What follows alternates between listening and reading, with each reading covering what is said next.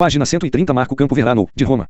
Página 131 Marco enquanto Mussolini, de senho franzido, procurou em vão ocultar a emoção. Rachel, bem arrumada numa blusa de cetim preto e uma saia simples, deliciou os que se achavam em volta dizendo Oceano, ela é digna de confiança, leal e viva, são essas suas boas qualidades. Convém, além disso, conhecer as más, ela não sabe cozinhar, não sabe cozer nem engomar. Naquela amena tarde de primavera, em Roma, o Duce, mais que todos, sentiu profundo alívio. Até a chegada da família a Roma, 5 meses antes, suas visitas ao lar, em Milão, tinham sido rápidas. Eda sempre fora a menina de seus olhos. Ajudara a vencer o medo que tinha das rãs, fazendo-a pegá-las, e o medo das alturas, fazendo-a subir em árvores altas. Menina viva, de 10 anos, fora sua companheira constante na redação de Segunda Popolo. Magoá-la seria magoar a mim próprio, confessou uma vez, e Rachel notou que toda vez que Eda era posta de castigo por 1 hora, num canto da sala, Benito adiantava o despertador, mais ansioso que a filha para terminar o castigo. Na adolescência, a barulhenta jovem de cabelos castanhos, conhecida na família por potranca louca, revelou ter herdado, do pai, mais seu temperamento que o queixo saliente e o olhar penetrante.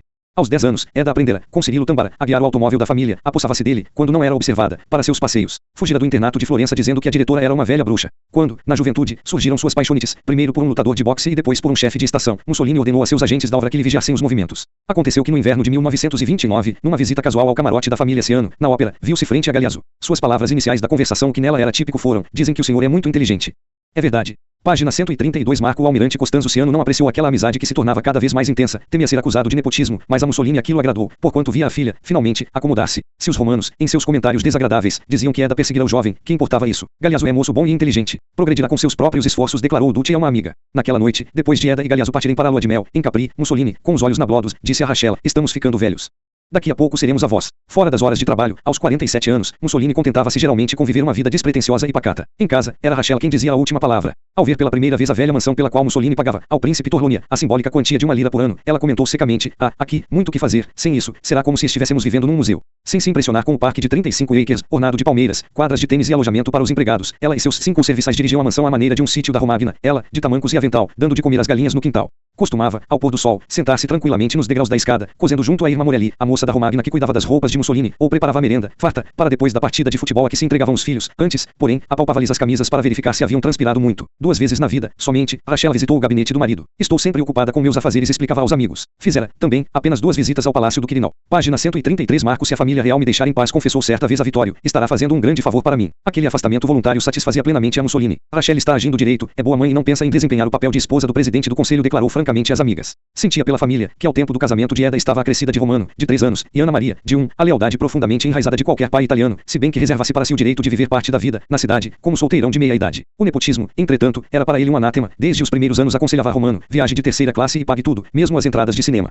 Quando Vitório, notoriamente fraco em matemática, começou a tirar notas altas, o pai telefonou ao diretor da escola e disse-lhe, enfurecido, dele, doravante, as notas que merece. Nada de disputes, senão será transferido para a Sardenha. No lar, era Rachel quem mandava. Você dirige o país, eu dirijo a casa, disse com energia a Benito quando ele quis intervir numa questão doméstica. Certa vez, na ausência do pai, Vitório e Bruno, num mal digerido jargão fascista, ousaram criticar o prato principal do almoço, macarrão e molho de carne para os filhos da Revolução. Protestaram em coro. Isso é prato para a velha burguesia. Impassível, Rachel pediu-lhes que repetissem o que haviam dito. Deu-lhes, depois, uma bofetada que os fez saírem da mesa com o rosto ardendo. Isso é culpa do pai imbecil que vocês têm.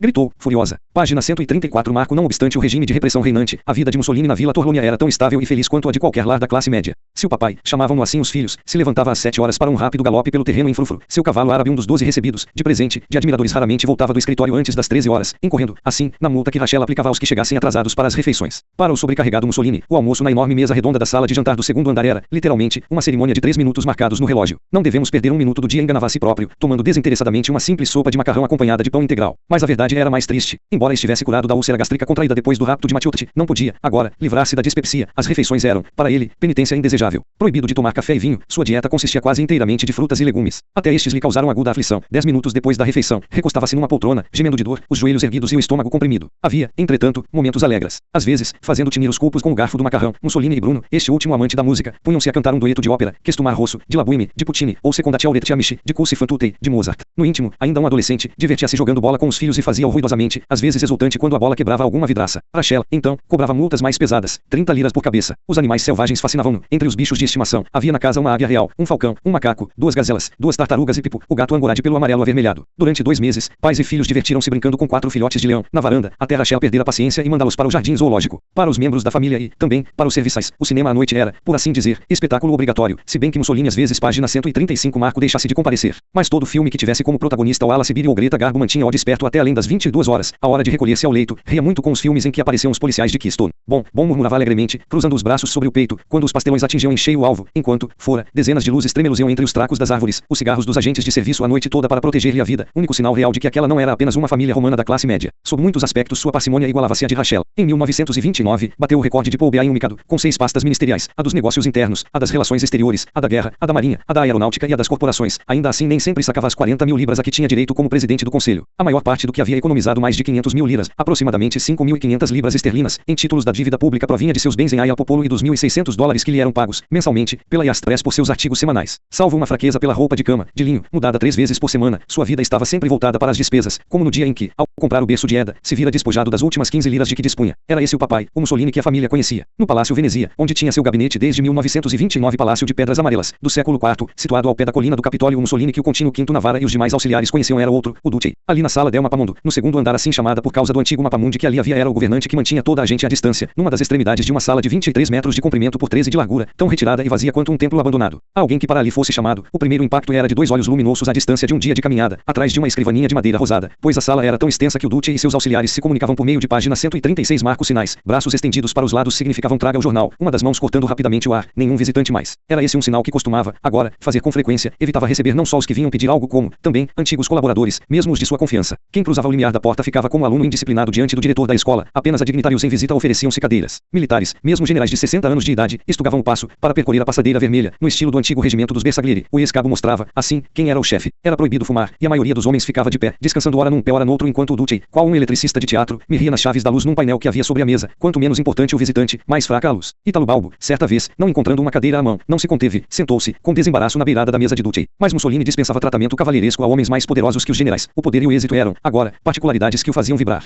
2 anos antes, ofendera o rei Vitório Emanuele III quando seu grande conselho exigiu o direito de aprovar o nome do sucessor no trono, desrespeitando o príncipe herdeiro Humberto, antifascista. Prefiro abdicar a tolerar essa afronta e esbravejar o rei. A crescente fúria seguiram-se outras afrontas que jamais esqueceria. Por ordem de Mussolini seguia-se a marcha real, depois de 8 acordes, o hino fascista Giovanezza. Embora os jornais ainda publicassem o nome do rei em tipos normais, o do Duce passará a ser obrigatoriamente impresso com letras maiúsculas. Não satisfeito em criar choques com o rei, o Duce desentendeu-se com o Papa Pio XI. Não se haviam passado 3 meses da assinatura da paz, com o Tratado de Latrão, e ele insistiu no direito de o fascismo educar as crianças da Itália. Livro e mosquetão, o perfeito fascista, foi sua ordem de mobilização de todas as crianças do país. Num jardim da infância um lobinho, embora com apenas 6 anos de idade, era preparado para dali a página 137 marco 8 anos envergar camisa e short pretos e exercitar-se com um mosquetão de madeira. Enterramos o poder temporal dos papos, escarneceu Mussolini, e não o ressuscitaremos. Pio XI logo acusou o Duce de ser o próprio demônio. A batalha seria travada durante quase 3 anos antes de se chegar a um resultado. Certo de que lhe cabia moldar a juventude da nação, o Duce fechou 5.000 clubes da Ação Católica, organização da juventude semelhante à dos escoteiros. Pio XI não pôde conter sua cólera, chamou o novo embaixador junto à Santa Sé, Cesare Maria de Vecchi, a seu gabinete, na ala principal do Vaticano. Diga a Mussolini, declarou peremptoriamente, que seus métodos me desgostam. De Vecchi discordou. Para um embaixador, transmitir semelhante mensagem parecia lhe passar da conta. Então disse furioso o velho pontífice, empurrando o solidel branco para cima da orelha direita, sinal seguro de que chegará ao máximo da irritação. Diga-lhe que me causa náuseas, que me faz vomitar. Como sempre, era Arnaldo quem o auxiliava a remediar situações. Desde o rapto de Matteotti ele trabalhara, incansavelmente, para influenciar Benito a respeito do Tratado da Latrão e, também, para livrá-lo dos terroristas e de elementos inúteis que se locupletavam à custa do povo. Foi Arnaldo quem insistiu com ele para demitir Eduardo Torre, que se descobrira ser culpado de peculato, e expulsar o secretário do partido, Augusto Turati, flagelador e viciado em cocaína. Giovanni Griatti, general reformado que desdenhava a política, recebeu instruções para afastar os elementos inúteis do partido. Foram expulsos ou multados cerca de 120.000 cúmados de bola e peculatários. Arnaldo foi mais longe. Num escândalo que abalou Milão, derrubou o chefão local, Mário Giampaoli, em certo tempo mensageiro dos páginas 138 marco telégrafos que, às noites, se refestelava num camarote do Scala em companhia de meretrizes vestidas a expensas dos fundos do partido. Nas sondagens que se seguiram, 9.000 extorsionários de Giampaoli foram expulsos do partido. Arnaldo, depois, aconselhou o irmão a fazer as pazes com o Papa. O pedido era quase angustiante. 4 dias depois do Natal de 1931, Arnaldo, que contava 46 anos de idade e sofria pela perda do filho predileto, foi vítima de fatal ataque cardíaco num táxi, em Milão. Mussolini sofreu rude golpe, pois em toda a vida o irmão fora o único homem que amara e em quem depositava confiança. Ao deixar a igreja de São Marcos, de Milão, depois do ofício fúnebre, voltou-se tristemente para Mário Ferragutti, amigo da família. Terei, agora, que confiar em toda a gente, confessou. Era como se ele, Duce, que jamais cessara de vangloriar-se de sua habilidade e de seu instinto animal, reconhecesse, em si, relutantemente, a inocência da vítima quanto mais. Mas o conselho de Arnaldo produziu frutos. Em fevereiro de 1932, no terceiro aniversário do Tratado de Latrão, Mussolini visitou o Papa Pio XI pela primeira vez, não, como muitos temiam, envergando a camisa negra dos fascistas e sim uma casaca de cerimônia, de fino tecido de lã preta com galões dourados bordados, e chapéu de diplomata com pena de avestruz. Quando Pio XI revelou que, particularmente, fazia orações pela alma de Arnaldo, Mussolini ficou profundamente comovido. Ambos concordaram ser vital a colaboração do Estado com a Igreja, e os clubes da Ação Católica, então sob o controle dos bispos, voltaram a existir. A Eda, que na ocasião se achava em Xangai para onde Galeazzuciano seguira como cônsul-geral, Mussolini telegrafou satisfeito, tudo tranquilo no fronte vaticano. Mas Pio XI, à semelhança de outros homens que viam no Duce um potencial para o bem, ainda tinha certas preocupações. Fora-lhe penoso saber que Mussolini tornara pública sua recusa de beijar o anel do pescador, e que somente fizera uma prece diante do túmulo do príncipe dos apóstolos depois de os fotógrafos terem sido mandados embora da nave. O página 139 marco Papa aproveitou-se da recente recente amizade para enviar-lhe delicada advertência, mas por cautela, por intermédio de Cesare Maria de Vecchi, diga ao Sr. Mussolini em meu nome, falou gravemente Pio XI, que esse semi-endeusamento de si próprio me é desagradável e lhe é prejudicial. Não deve colocar-se a meio caminho entre o céu e a terra.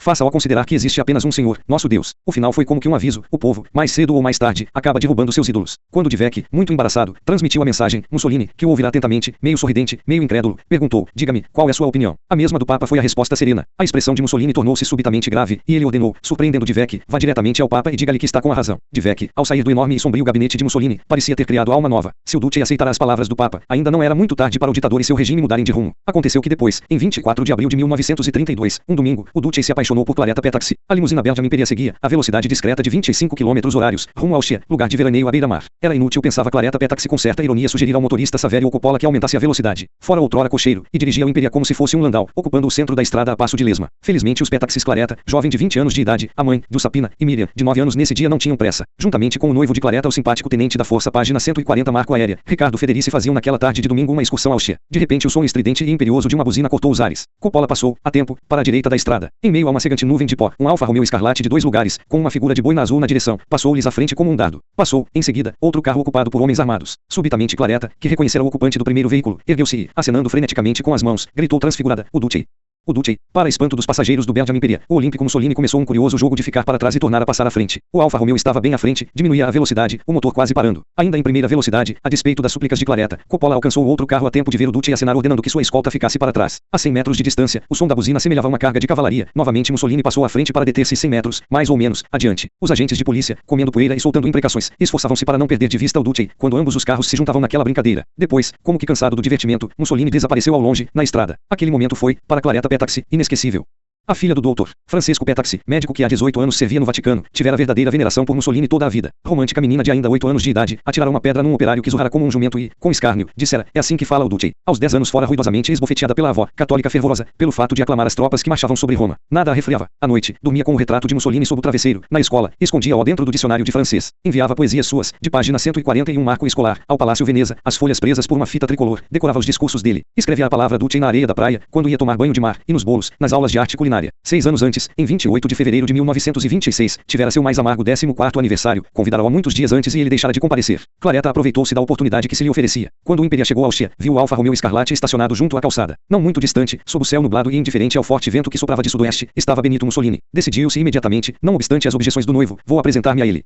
Jamais terei outra oportunidade como esta. Para Federici, o encontro não deixava de ser banal. O Duce fez sinal ao guarda para deixá-los passar, e Claretta apresentou-se, rigidamente, em posição de sentido. O tenente ouviu Mussolini, cujo olhar penetrante havia notado no Imperia a chapa da cidade do Vaticano, indagar a respeito do doutor Petaxi. Encorajada, Claretta referiu-se às poesias de colegial que lhe enviava. Isso, evidentemente, nada significara para Mussolini, mas, por cortesia, fingiu lembrar-se delas. Aquela moça de cabelos castanhos, anelados, que um chapéu de palha de Florença emoldurava, de voz rouca e profundos olhos azuis, intrigava-o. Porém, a senhorita está tremendo. Está com frio. Perguntou de repente. Claretta teve que confessar: não, Duce, é emoção. Momentos depois Federici perfilou-se, fez uma saudação e escoltou-a de volta ao Imperia.